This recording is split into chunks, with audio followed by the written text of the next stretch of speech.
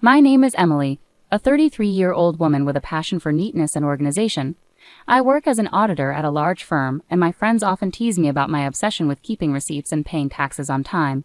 But I believe these little habits are what keep my life running smoothly.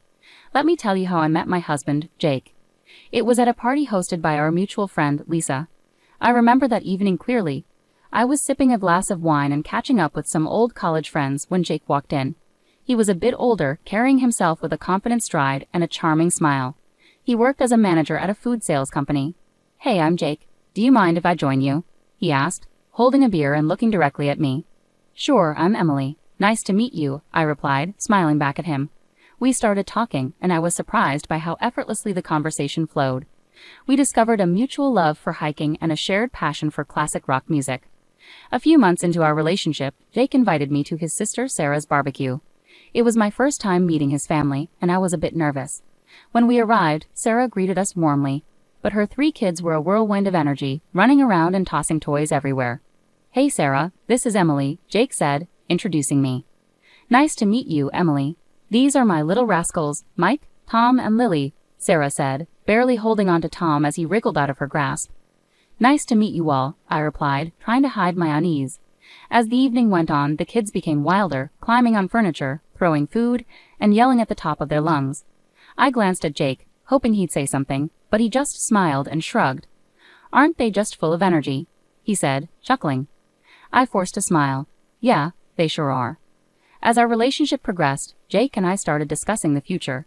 He proposed to me during a hike on a beautiful hill overlooking the valley. It was simple and sweet, just the way I liked it. Our wedding was lovely, aside from one little hiccup: Sarah's kids. They were at it again, running around, making a mess, and being loud. Sarah didn't seem to care, and Jake found it amusing. "Look at them. They're having so much fun," Jake said, laughing as he watched them spill drinks and toss food around. "Yeah, but they're also making a huge mess," I replied, trying to keep my irritation in check. "Oh, come on, Em, they're just kids. Let them enjoy," he said, shrugging it off. I didn't want to spoil our special day by arguing, so I let it go, hoping things would improve once we settled into our new life together. After we got married, Jake and I decided to buy a house together. We had been living in a rented apartment, but we wanted a place to call our own. I was really excited about this new chapter in our lives. One evening after work, Jake and I sat down to discuss our finances and how we'd manage the expenses for our new home. "Emily, we need to figure out how we're going to split the costs," Jake said, leaning back on the couch. "Yeah, I've been thinking about that too," I replied. "I can handle the furniture, appliances, and some art pieces. What about you?" "Well, I was thinking I could buy you a new car. I know your old one is giving you trouble," Jake suggested. I was surprised and delighted. "Really? That would be amazing. My car is practically falling apart." "Yeah, I've seen it struggle. It's time you had something reliable," he said with a smile. We started house hunting right away. After a few weeks of searching, we found a beautiful house that we both loved. It was a bit pricey, but we decided it was worth it. Moving in was hectic, but I was excited about decorating our new home. I spent a lot of time selecting furniture and appliances, ensuring everything was high quality and stylish. One Saturday, Jake surprised me with a new car. It was a sleek, shiny sedan, and I was thrilled. "Jake, this is incredible. Thank you so much," I exclaimed, hugging him tightly. "You're welcome, Emily. You deserve it," he said, looking proud of himself. As we settled into our new home, everything seemed to be going well. We both enjoyed our jobs and loved coming back to our cozy house. But as time passed, little things started to bother me.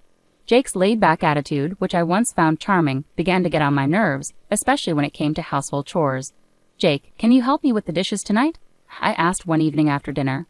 "Ah, Em, I had a long day at work. Can't we just leave them for tomorrow?" he replied, giving me pleading eyes. "Jake, we can't keep putting things off. I'm tired too, but we need to keep this place clean," I insisted. "Fine, I'll do it," he said, sighing heavily as he got up from the couch. A few months into our marriage, I started worrying because I couldn't get pregnant. It was really stressing me out. I went to the doctor, and he told me to be patient, that it would happen when the time was right. Still, it was hard not to worry. Meanwhile, Jake's sister Sarah, with her 3 kids, was visiting a lot. Sarah lived in a neighboring state, but you'd think she lived next door with how often she was around. Every time she came over, she'd unload all her problems with her husband on me. It was nonstop. During dinner, while we were trying to relax, she'd be at it, talking about her issues. "Emily, you won't believe what John did this time," Sarah would start, rolling her eyes. "Sarah, can we talk about something else for once?" I'd ask, trying to steer the conversation away from her marital drama. "Oh, come on, Emily, I need to vent." "You're the only one who understands," she'd reply, not getting the hint at all.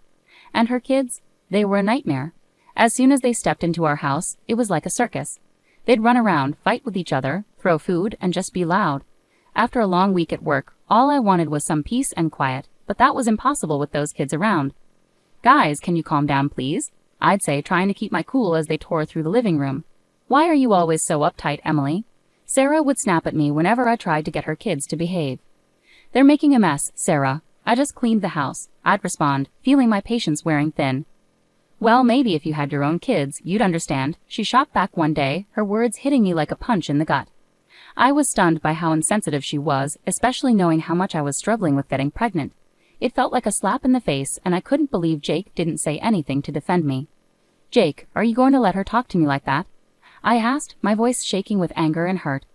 "Emily, calm down. You're making a big deal out of nothing," he said, siding with her again. "A big deal out of nothing? She just insulted me in my own home," I shouted, feeling the tears well up.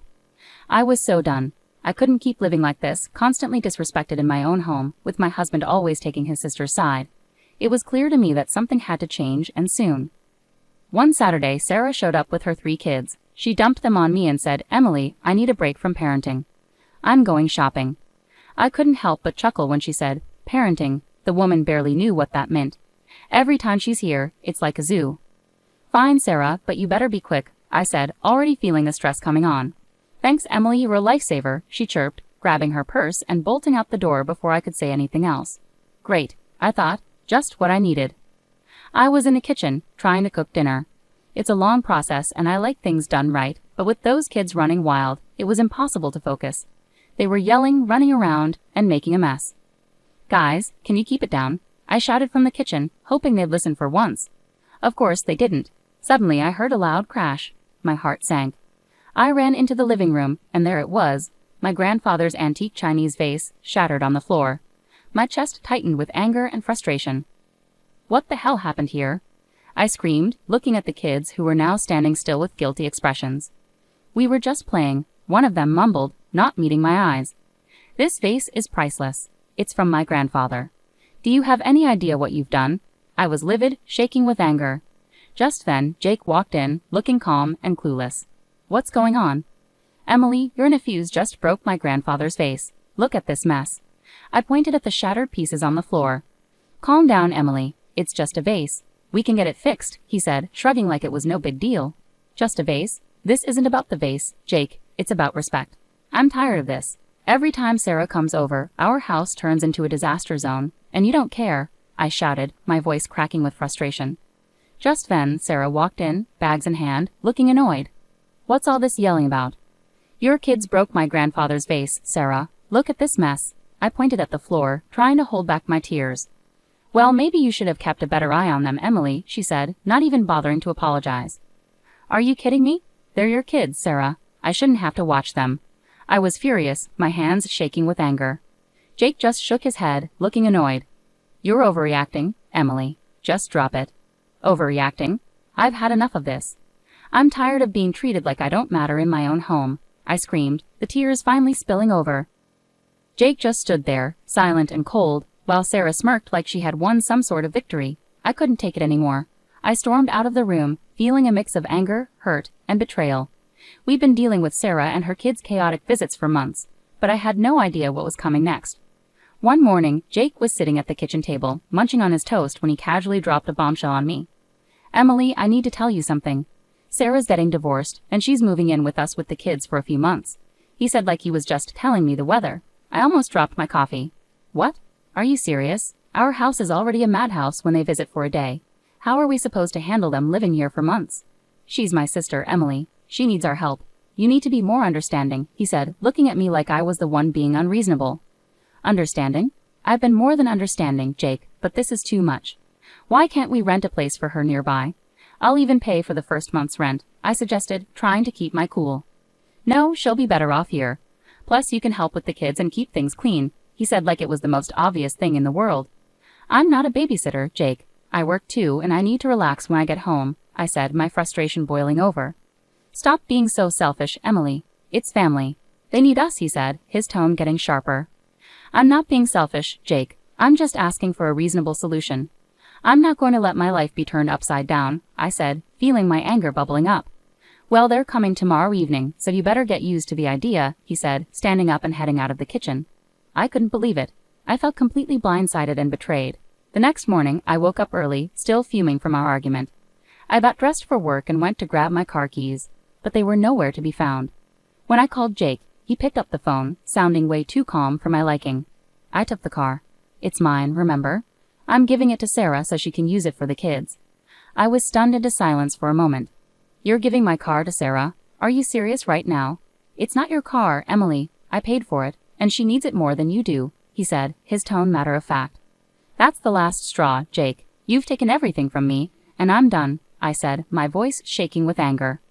What are you talking about? Don't be dramatic, Emily, he said, clearly not getting it. I stood there in the hallway, holding my phone, unable to believe what was happening. It felt like a nightmare I couldn't wake up from. How had things gotten so bad? I picked up the phone and called a moving company. Hi, I need a team to move some furniture and appliances today. It's urgent. The movers arrived a couple of hours later. I showed them around the house, pointing out the items to be moved. Take everything. The beds, sofas, chandeliers, even the faucets in the bathroom. The movers got to work, and soon the house started to look empty. I felt a strange sense of relief watching them carry out each piece of furniture. As the last item was loaded onto the truck, I directed them to my mom's house. Everything goes there. Thanks for the quick work, guys, I said, handing them a tip. With the house now bare, I grabbed my essentials and headed to my mom's place. A few hours later, my phone started buzzing. It was Jake calling repeatedly. I ignored the calls, feeling a mixture of anxiety and empowerment. That evening, there was a loud knock on my mom's door.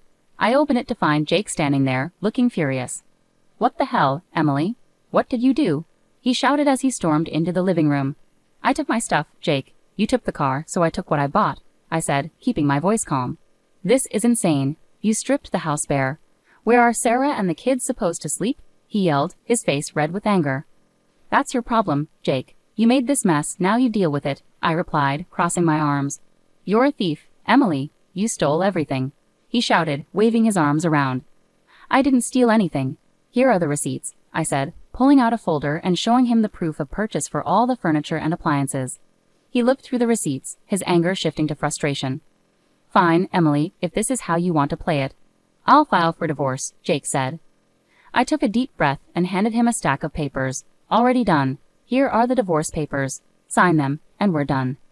He stared at the papers, his face pale. You're really serious about this, aren't you? Dead serious, Jake. I deserve better than this, I said, feeling a strange sense of calm wash over me. He took a pen from his pocket, signed the papers without another word, and handed them back to me. Fine, Emily, have it your way. I watched as he turned and walked out of my mom's house, the door slamming behind him. I stood there for a moment, feeling a mixture of relief and sadness. It was over, and I knew it was the right decision. That night, I sat down with my mom and talked about everything that had happened. She was supportive and agreed that I had made the right choice. Emily, you've been through a lot. It's time you focused on yourself and your happiness, she said, giving me a comforting hug. Thanks, Mom. I just need some time to figure things out, I replied, feeling a weight lifted off my shoulders. Over the next few days, I started to settle into a new routine. I began organizing my new space at my mom's house and planning my next steps. It was a fresh start, and for the first time in a long time, I felt hopeful about the future. I knew the road ahead wouldn't be easy, but I was ready to face it head-on. I had reclaimed my life, and there was no turning back. After divorcing Jake, we sold our house and split the money. I decided it was time to really set up my new place. My mom's house was great for a bit, but I needed my own space. One afternoon, I was sitting in the kitchen with my mom, scrolling through listings on my laptop. Mom, I think I found a place that looks perfect. It's a small apartment downtown, close to work, I said, showing her the pictures. She looked over my shoulder and smiled. That looks nice, Emily. Have you called the realtor yet? Not yet, but I'm going to do that right now, I said, feeling a bit excited. I dialed the number and waited for the realtor to pick up. After a few rings, a friendly voice answered. Hello, this is Mark. How can I help you? Hi, Mark. My name is Emily. I'm interested in the apartment you have listed downtown. Is it still available? I asked, crossing my fingers. Yes, it's still available. Would you like to schedule a viewing? He replied, sounding hopeful. Absolutely. How about tomorrow afternoon? I suggested, trying to sound calm. That works for me. I'll see you at 3:00 p.m., Mark said before we ended the call. The next day I headed downtown to meet Mark and check out the apartment. When I arrived, he was waiting outside the building, a friendly smile on his face. "Hi Emily, nice to meet you. Let me show you around," he said, shaking my hand. The apartment was small but cozy, just what I needed. It had a nice kitchen, a spacious living room, and a small balcony with a decent view of the city. "This place is perfect, Mark. I'll take it," I said, feeling a sense of relief. After signing the mortgage agreement and getting the keys, I started planning my move. I wanted to make this new space my own, a fresh start. I spent the next few days packing up my things at my mom's house and arranging for movers to help me with the big stuff. On moving day, my mom and a couple of close friends came over to help. As we loaded the last box into the moving truck, I felt a mix of excitement and nervousness about this new chapter in my life. "Emily, this is going to be great for you. A fresh start is just what you need," my mom said, giving me a reassuring hug. "Thanks, Mom. I'm really looking forward to it," I replied, smiling. We drove to my new apartment, and with everyone's help, we had everything unloaded and set up in no time. As I looked around my new place, I felt a sense of accomplishment and peace. It was the beginning of a new chapter, and I was ready for it. That evening, I invited my mom and friends to stay for dinner to celebrate the move. We ordered pizza and sat on the floor, surrounded by boxes and laughter. "Cheers to Emily and her new place," my friend Lisa said, raising her glass of soda. "Thanks, guys. I really appreciate all your help and support," I said, feeling grateful. As the night went on, we talked and laughed, and for the first time in a long time, I felt truly happy and free. After the party, as I sat on my balcony looking out at the city lights, I thought about everything I had been through and how far I had come. I was proud of myself for taking control of my life and making the changes I needed. I heard from some mutual friends that Jake used his share of the money to buy a small apartment. Now he's living there with Sarah and her 3 kids. Jake's working 2 jobs to keep up with the bills, while Sarah still isn't working. They're fighting all the time.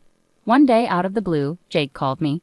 I was surprised to see his name pop up on my phone, but I decided to answer, curious about what he had to say. "Hello, Jake. What's up?"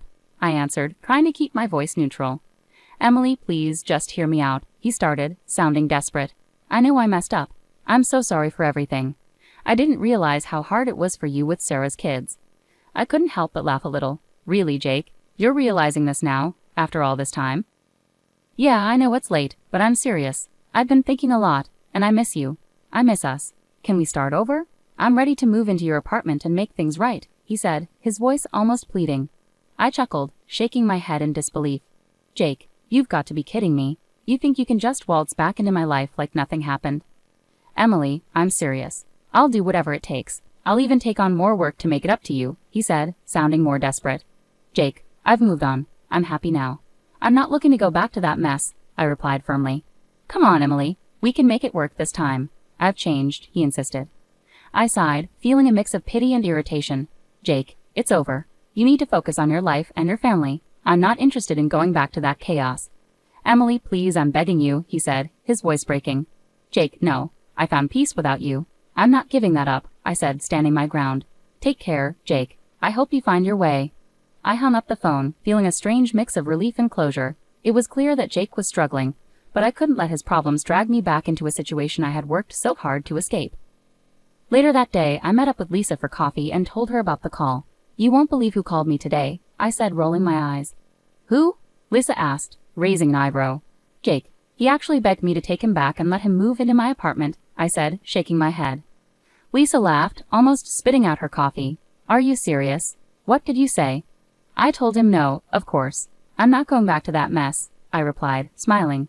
We spent the rest of the afternoon chatting and laughing, and I realized how far I had come. I had built a new life for myself, one that was peaceful and fulfilling. I wasn't going to let anyone take that away from me. As I walked home, I felt a deep sense of satisfaction and peace. I had finally closed the chapter on that part of my life, and I was ready to move forward with confidence and joy.